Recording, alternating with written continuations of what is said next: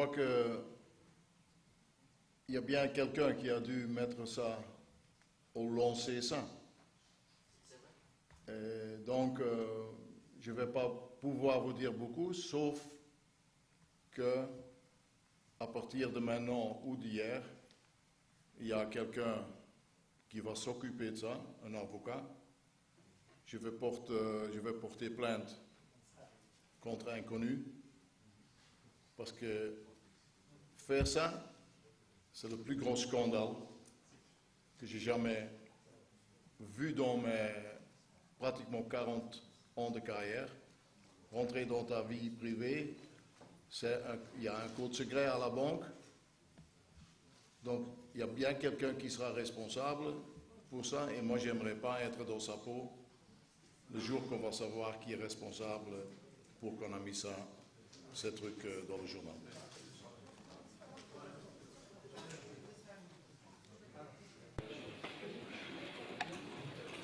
Monsieur Arif, président du journal Al-Muntakhab, d'après votre discours, j'ai relevé 2 points. La première chose, c'est que votre équipe a présenté quelques limites au niveau mental, au niveau technique, tactique. Et la deuxième chose, c'est que cette équipe nationale était en pleine reconstruction. Ma question, c'est comment vous allez vous pencher sur la phase future, c'est-à-dire surtout qu'on va préparer nos 2 matchs. Comptant pour les éliminatoires de la Coupe du Monde contre la Côte d'Ivoire et la Gambie au mois de juin. On n'aura qu'un seul match de préparation puisque l'agenda de la FIFA ne présente qu'une seule date FIFA, c'est le match du Burkina Faso. Donc, comment vous allez préparer ces 2 matchs qui sont des matchs phares pour l'équipe du Maroc? En plus, le mercredi, quand on jouera contre le Burkina, il y aura 2 matchs de la Gambie face à l'Algérie, comptant pour les éliminatoires de la Coupe d'Afrique, et il y aura aussi la Côte d'Ivoire qui joue en amical contre la Guinée. Est-ce que vous allez superviser ces 2 équipes que vous allez rencontrer le mois de juin prochain? Merci. On n'a pas encore choisi la personne qui va visiter, mais à coup sûr, il y a quelqu'un qui va visiter ou bien un ou les 2 matchs. En plus, on va avoir le DVD sur les matchs pour avoir une meilleure idée de ce qui s'est passé dans ces matchs.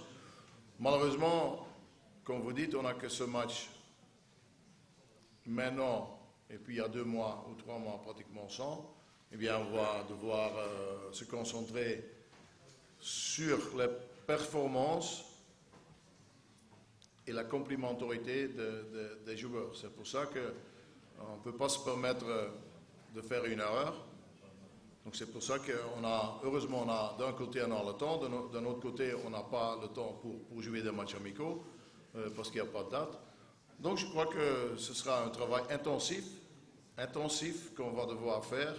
Regarder beaucoup d'images, regarder beaucoup d'analyses, aller visiter beaucoup de matchs, parler beaucoup avec des joueurs, quel est leur sentiment, et trouver la meilleure équipe possible pour jouer les 2 matchs extrêmement importants contre une équipe qui est super favori, mais on a vu que même des super favoris peuvent perdre.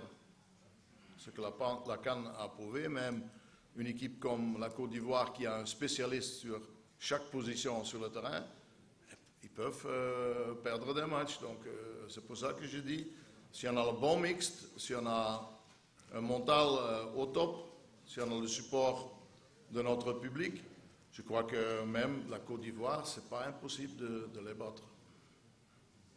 Merci.